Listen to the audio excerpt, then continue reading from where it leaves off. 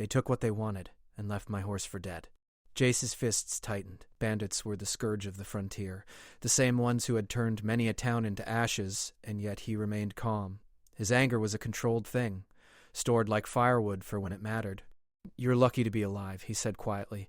"Most wouldn't survive this long without help." She did not speak of the men, or the danger that might still be out there. She simply watched the horse, brushing a hand over its flanks as though willing it to live. Jace felt something stir within him, something he had thought long dead, the pull to protect, to act, to care. It was dangerous. He knew it, but he could not ignore it. The woman, the horse, the quiet strength she carried, it all called to the part of him that had once been a hero, once been alive in a world that mattered. "Where are you headed?" Jace asked eventually, sitting back on his heels. She hesitated, her eyes scanning the horizon. "I need to reach the canyon village. To warn them," she said. "If the bandits are heading south, everyone there will be in danger." Jace frowned. The village was a day's ride at least, and the horse was far from fit. He considered his options quickly. "We'll get the horse to my camp first," he said. "It's closer, safer. Then we can decide the next move." Island studied him carefully, as if measuring whether he could be trusted. After a tense moment, she nodded.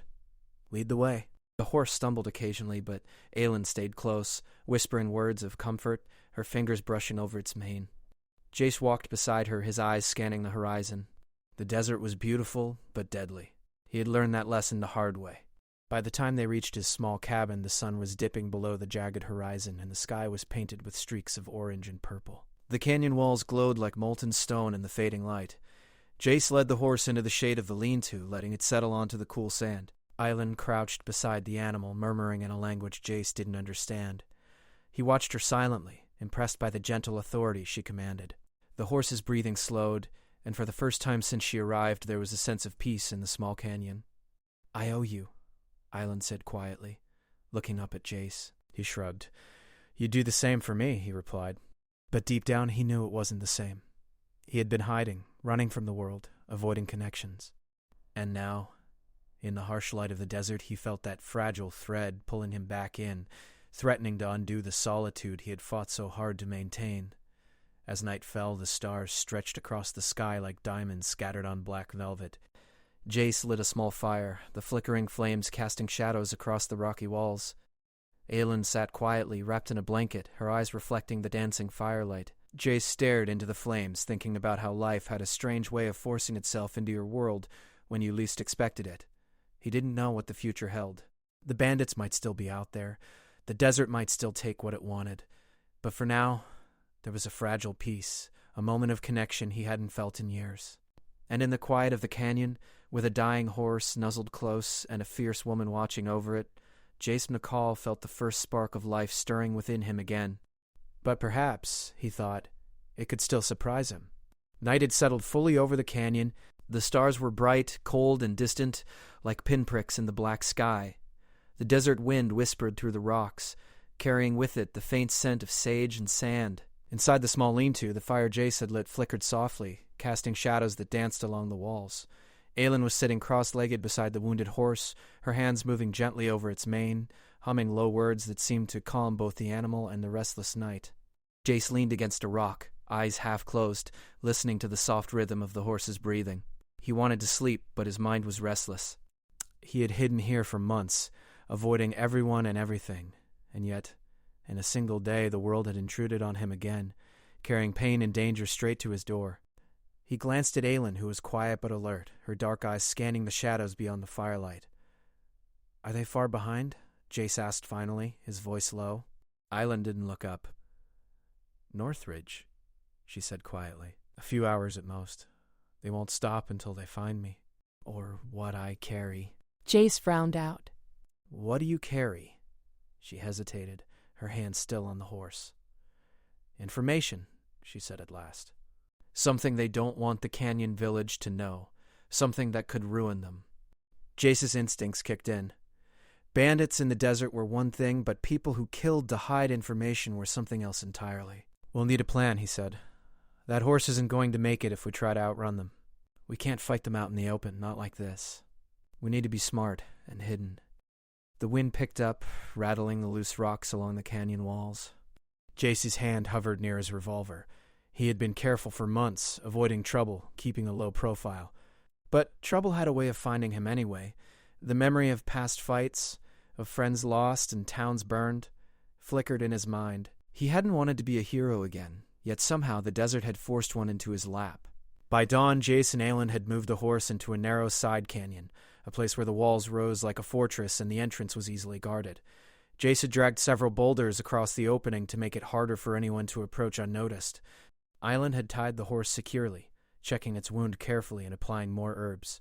The animal was weak, but it would survive if they kept it quiet and safe. They sat in silence for a while, listening. The desert had a language all its own. Distant echoes of crows, the soft whistle of the wind, the occasional rumble of rocks shifting in the heat. Aelin studied Jace, her eyes sharp and assessing. She didn't trust easily, and she had learned over the years that words could be lies. But she could sense his honesty in the way he moved, in the way he didn't demand explanations. "Why help me?" she asked finally, her voice breaking the quiet. Jace shrugged, looking at the horizon beyond the canyon walls. "Maybe I just don't like seeing anyone suffer," he said. "Maybe I'm tired of hiding." Aelin raised an eyebrow. "Hiding? You're good at it. I can see why you'd stay out here alone." He smiled faintly, though it didn't reach his eyes. "Hiding isn't living," he said, "but it's safer than facing the world again." Aelin studied him for a long moment, then nodded. "I understand," she said. "But the world will come for you anyway, sooner or later." Jace didn't reply. He was thinking about the bandits, about the canyon village, about the fragile peace he had found in isolation. He had hoped the desert could erase his past, but now it seemed determined to remind him of it. By mid-morning, the wind shifted. A faint cloud of dust appeared over the northern ridge, just visible through a gap in the canyon walls. Jace squinted. Bandits. They were riding fast, and they looked like they meant business. Their numbers were small, perhaps 5 or 6, but each man carried weapons that could kill with ease. Aelin stood quietly, her hand resting on the bow slung across her back. Jace watched her, impressed by the calm precision she carried. She didn't panic. She didn't fumble. She simply assessed the situation, calculating the best way to survive. "We can't fight them head on," she said quietly. "Not with the horse in this condition. We need a trap." Jace nodded, his mind racing. He knew these canyons like the back of his hand. He could use the terrain to their advantage. "We'll make them come to us," he said. "They won't expect it, and it might just buy the horse some time." Jace moved rocks to create narrow channels, places where the bandits' horses could be forced to slow down. He sharpened stakes from fallen timber and positioned them strategically. Aelin moved silently through the canyon, checking the approaches, whispering instructions to Jace.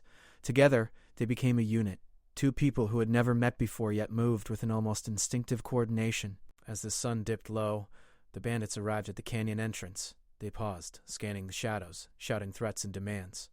Jace and Aelin stayed hidden, letting them get close enough to fall into the trap. One rider spurred forward too quickly, his horse stumbling into a narrow gap between the boulders. The animal fell hard, and the man tumbled to the ground, his weapon clattering away. Aelin's arrow sang through the air, striking a second rider's arm and forcing him to drop his gun. The remaining bandits were startled, uncertain, their confidence faltering. Jace used the moment to spring from cover, his revolver flashing in the dim light. The bandits hadn't expected him, hadn't expected the canyon to become a battlefield. The fight was brief but fierce. Dust and sweat mixed in the air as rocks shifted underfoot. Jace and Aelin moved like shadows, striking when needed and retreating when necessary. By the time the sun disappeared behind the canyon walls, the bandits were scattered, some fleeing, others captured by the trap's design. Breathing heavily, Jace leaned against a boulder, wiping sweat from his brow. Aelin approached, her bow lowered but still ready. The horse whinnied softly in the background, its breathing steadier now. "You handled yourself well," Jace said, nodding at her. Aelin shrugged. "I've survived worse," she said simply. "But we were lucky." He was thinking about the fight, about the adrenaline that had surged through him, about the strange pull he felt toward this woman who had appeared on a dying horse and changed the rhythm of his life. The night was quiet again, the desert calm after the chaos. Jace tended to the horse once more, checking the wound and applying more herbs. Aelin watched him, then finally spoke. "Why are you hiding out here?" she asked. "No one just disappears into the desert without reason." "I made mistakes," he said finally. "Big ones. I lost people I cared about. I didn't want to face the world after that." Aelin nodded slowly, understanding more than he expected. The world doesn't let you hide forever, she said. It has a way of finding people who run from it. Jace said nothing. He didn't need to. The words had weight, and he felt them pressing against the walls he had built around himself. By midnight, they settled near the horse, sharing the small fire. Aelin kept watch while Jace drifted into a light, uneasy sleep. He dreamt of the bandits, of the canyon village, of a life he had left behind and might never reclaim. In his dream, the desert was alive, shifting and moving, whispering warnings he could not understand. When he woke, Aelin was gone. At first, panic flared in him, but then he heard the faint rustle of movement and a whisper carried on the wind. She was scouting the canyon for any remaining threats. Jace followed quietly, revolver in hand, ready for whatever might come. As the first light of dawn broke across the horizon, the canyon stretched before them, vast and unforgiving. Jace realized that the quiet life he had sought was gone. The world had intruded, and it had brought danger, purpose, and a strange, unshakable connection. Aelin returned silently, motioning for him to follow. She pointed toward a narrow pass, one that led deeper into the desert and closer to the canyon village. "We have to move," she said. "There's more at stake than just a wounded horse." Jace nodded, knowing she was right. The bandits were gone, but others would come. And somewhere out there was the truth Aelin carried, a truth that could ignite violence, protect lives, or destroy them both. He glanced at the horse, its breathing steadier now, but still fragile. Then he looked at Aelin, her face set with determination, her eyes reflecting the endless desert. For the first time in months, Jace felt ready to step back into the world he had abandoned, to face danger, and perhaps to reclaim a part of himself he had thought lost forever. The desert wind blew, hot and dry, carrying the scent of distant mountains and unseen threats. Together they began their journey toward the canyon village, two strangers bound by circumstance, skill, and the fragile trust that had grown between them in the firelight of survival. The path ahead was uncertain, full of danger and unknowns, but for the first time Jace did not fear it. He had faced death before. He had lost everything. And now, with Aelin at his side and the desert stretching endlessly before them, he felt something he hadn't in a long time. Purpose. The broken cowboy had been found again, and the world, as relentless as ever, had reminded him that even the most solitary men could not outrun destiny forever. The canyon village appeared at first like a mirage, small clusters of adobe buildings nestled between jagged rocks and dusty mesas. Smoke curled lazily from chimneys, carrying the scent of baked bread, charred meat, and the faint tang of metal from the blacksmith's forge. Life carried on here, simple and harsh, but the village was alive. It was a fragile bubble of human resilience in the heart of the desert. Jace and Aelin approached cautiously, the wounded horse moving slowly beside them. The animal's side still bore the marks of the bandits' cruelty, but it was stronger than before. Aelin guided it carefully, whispering gentle words in her native tongue. Jace kept his hand near the revolver at his hip, eyes scanning the narrow streets and the scattered villagers. Something felt off. "They're hiding something," Aelin murmured, her voice low enough that only Jace could hear. "What makes you say that?" he asked. "Look at the faces," she said. "Tension. Fear. People don't carry that unless they've seen trouble before. And it's close." He had seen fear in towns before, the kind that clung to people like a shadow. He knew how to read it. He led the horse along a side path that kept them out of sight of the main square, reaching a small courtyard behind the largest building, a tavern inn that looked like it had been there for decades. Aelin dismounted carefully, keeping her bow ready. "The council meets here," she whispered. "I need to warn them before the bandits, or worse, arrive." Jace helped the horse into a shaded corner and then followed Aelin inside the building. The air smelled of dust, wood smoke, and something faintly metallic. The room was dimly lit, with sunlight streaming in through cracks in the walls. At the far end, a small group of village elders sat around a rough wooden table, their faces lined and worried. Aelin stepped forward, her voice clear and firm. "Elders," she began, "bandits are heading south. They carry weapons and plans. They will reach you by nightfall, unless you prepare." The elders exchanged uneasy glances. One of them, a thin man with white hair and a crooked back, leaned forward. "How do we know you speak the truth?" he asked, suspicion heavy in his tone. Aelin didn't flinch. "Because if I lie, they will be here by dawn, and none of you will survive," she said. Her eyes met Jace's, silently asking for support. Jace stepped forward. "She's right," he said, his voice steady. "I've seen them. They're ruthless, and they won't stop for anyone. You need to prepare now." The elders hesitated, but finally nodded. The thin man, the apparent leader, spoke again. We'll trust you. For now. But if this is a trick, we'll hold you accountable. Island inclined her head. I understand. Jay stayed in the shadows watching. He didn't trust easily, but he could feel the tension easing slightly now. The elders had believed them, and that small step might save lives. They spent the next few hours organizing defenses.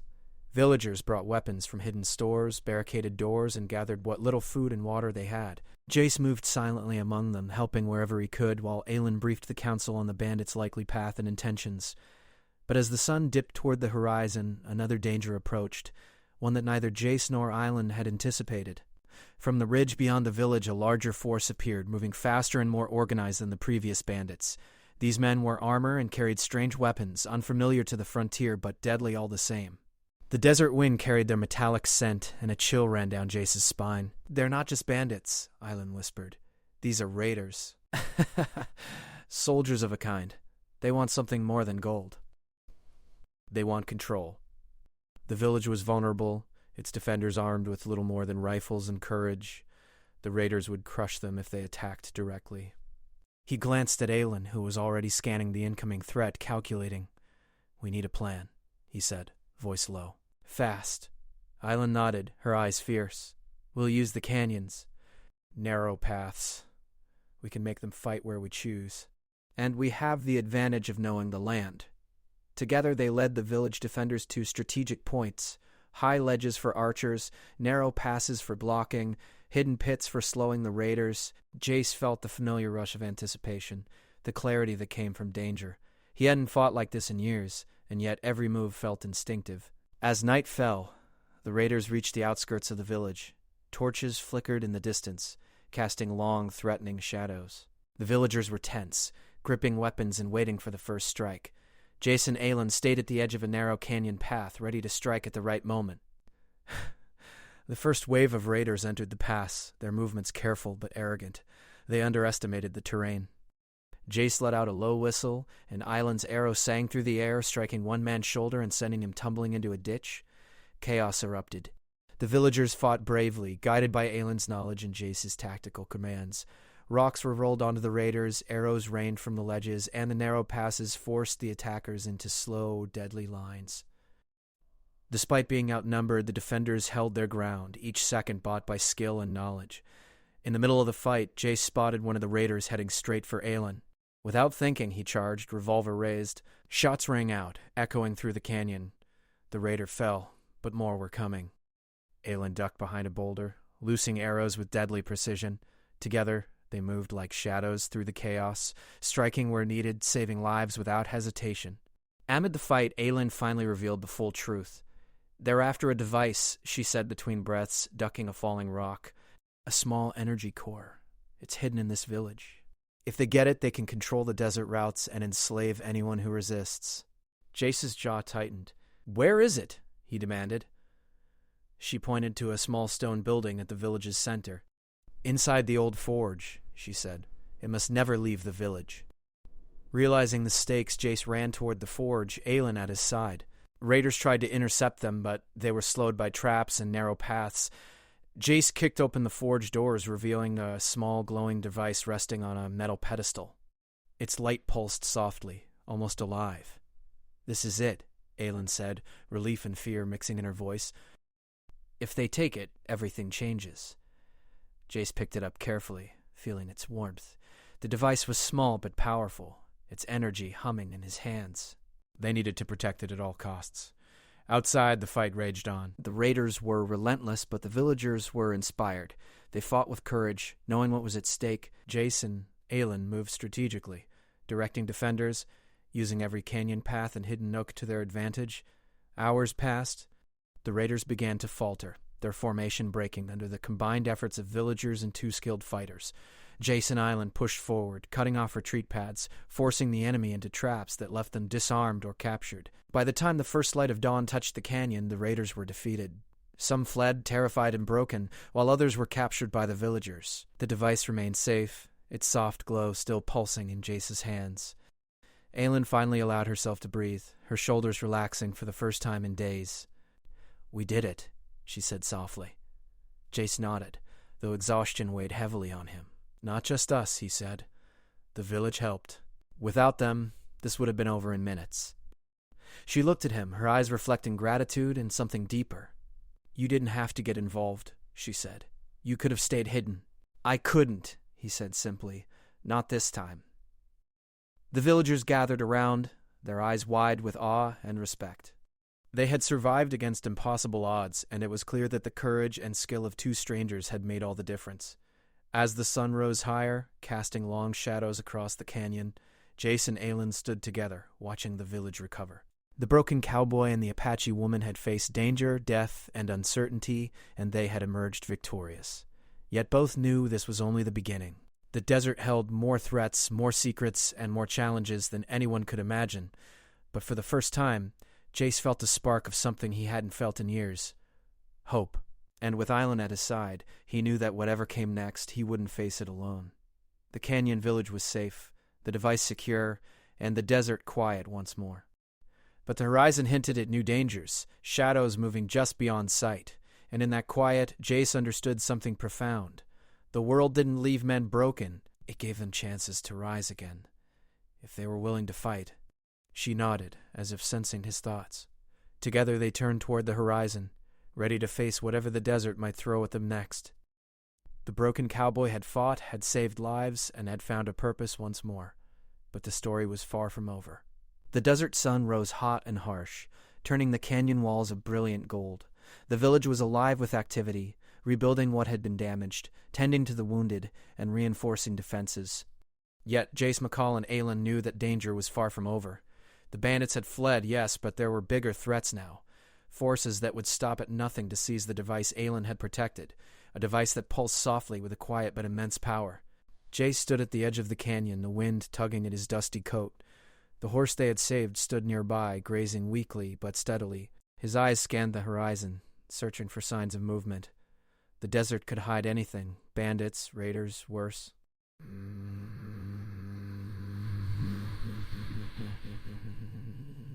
He had learned that the hard way. Aelin joined him silently, her bow slung across her back, eyes sharp and watchful. "I've tracked their signals," she said quietly. "They're coming back. Stronger, better armed. They know we survived. Then we don't wait for them to come to us. We take the fight to them." Aelin's eyes narrowed. "The canyon isn't big enough for that. If they come with weapons like before, they'll crush anyone in open ground. We need a trap, something decisive." Jace considered this. The desert was harsh, but it gave advantage to those who knew it well. He pointed to a narrow pass a few miles from the village, where jagged cliffs rose on either side. "Here," he said. "We can force them through this gap. Narrow it so only a few can pass at a time.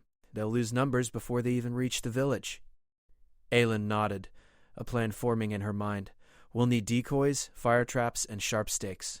And the villagers, some must stay hidden, ready to strike when the time is right."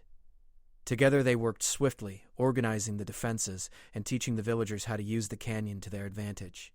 Jace moved silently among them, giving orders and helping set traps. Aelin directed archers, pointing out weak spots in the canyon walls, and explaining how to use the terrain for maximum effect. As the sun began its slow descent, shadows stretching long and threatening, the desert wind carried a distant rumble, the unmistakable sound of approaching riders. Jace and Aelin moved to the ridge, watching the movement below. A force of raiders, larger than any before, had gathered. Their weapons glinted in the light, strange energy rifles humming faintly, a clear indication they had advanced technology at their disposal. "They're not just bandits anymore," Aelin said, her voice tight. "They've been reinforced. They want the device at all costs." Jace clenched his fists, his jaw tight. "Then they'll get more than they bargained for." At first they advanced confidently, unaware of the traps and decoys placed strategically along the route. Jace and Aelin watched as the first wave of riders hit the obstacles, stakes hidden beneath sand, fire traps igniting smoke and confusion, boulders tipped from above. Chaos erupted immediately. Arrows flew from the cliffs, striking raiders with precision. Jace's revolver cracked in quick bursts, each shot hitting its mark. Aelin moved silently among the shadows, striking from unexpected angles, her bow singing with deadly accuracy. The canyon became a maelstrom of dust, smoke, and the shouts of combat. In the midst of the chaos, Jace noticed a figure moving separately from the main force, a tall man with an aura of command. His weapons were advanced, far beyond anything Jace had seen before, and his movements were calculated and brutal. He was the leader, the one orchestrating the attack. "We need to stop him," Jace said to Aelin, nodding toward the figure. "He won't come to us willingly. We'll need to lure him into the trap." Using the narrow canyon as a guide, they baited the leader into a false path. Jace and Aelin waited silently on a ledge above, the horse watching nearby, its ears twitching nervously. When the leader passed beneath their position, they unleashed the full force of their trap, a cascade of rocks, arrows, and a well-aimed shot from Jace's revolver. The leader was thrown from his mount, his energy rifle skittering across the rocks, sparks flying as it hit stone. The raiders faltered, their morale breaking. Without their commander, their attack became chaotic. Villagers pressed forward, attacking where they could, using every advantage Jace and Aelin had prepared. In the chaos, Aelin finally revealed the full importance of the device. "This isn't just energy," she shouted over the din. "It can stabilize the desert winds, power machines, protect the village, or destroy it if it falls into the wrong hands." "That's why they came." Jace's eyes widened. "So it's not just a weapon, it's control over everything out here." Aelin nodded. "Exactly. If we fail, the desert itself becomes a weapon against us." The fighting intensified as raiders attempted to regroup. Jace and Aelin moved as one, covering each other, protecting the villagers, striking decisively at anyone who threatened the device. The wounded horse neighed, frightened by the sounds of battle, and Aelin hurried to its side, soothing it as they continued their defense. Hours passed, the sun finally dipping below the horizon, leaving the canyon in shadows and flickering torchlight. One by one, the raiders were defeated or captured. The villagers, inspired and led by Jace and Aelin, had defended their home and secured the device. The desert, harsh and unforgiving, had witnessed a fight few would forget. At last, the canyon fell silent. Smoke drifted lazily into the night sky.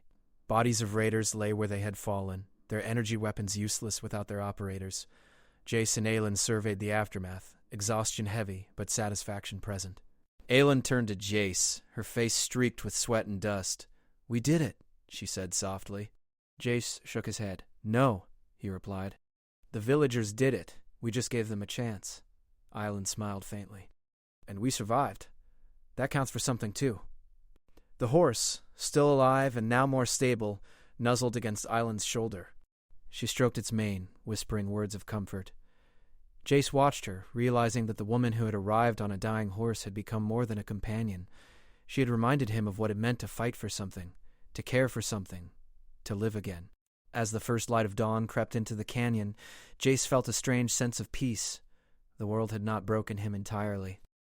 He had faced danger, seen courage, and found a purpose that went beyond survival. Aelin looked at him, her eyes calm yet fierce. "The desert is still dangerous," she said. "Others will come, seeking the device. We have to be ready." Jace nodded. "Then we prepare. But for now, let's let the village breathe. Let them recover." They walked back to the village together, the horse following slowly behind. Villagers emerged from their hiding spots, tending to one another, offering quiet thanks. Children peeked from behind walls, curious but safe. The device was secure, its soft glow pulsing faintly, a promise of protection. For the first time in months, Jace allowed himself to hope. Hope that the desert could be survived, hope that people could find strength in one another, hope that even a broken cowboy could rise again. Aelin moved beside him, silent but present. The bond between them, forged in fire and danger, was unspoken yet undeniable. They had faced the worst the desert could offer, and they had prevailed. Jace glanced toward the horizon. The desert stretched endlessly, full of secrets, dangers, and possibilities. He had once hidden from it all, thinking it too cruel to face. Now he realized it was a place of opportunity, of redemption, of life itself. He turned to Aelin. "What now?" he asked. She smiled faintly, the weight of the past days in her eyes, but determination in her posture. "We protect this place. We prepare. And we make sure the world knows the desert isn't for the taking. Not without a fight." For the first time in a long while, he didn't feel alone. The broken cowboy had found purpose again, not in running, not in hiding, but in standing and fighting, for the horse, for the village, for the future. As the sun climbed higher, warming the canyon walls, Jace and Aelin stood together. The desert wind carried their resolve, a promise that the world would not break them again. The canyon village was safe, for now. the device secure. And the broken cowboy, once lost to solitude and pain, had risen from the shadows. He had been found again. And he would never hide from the world again.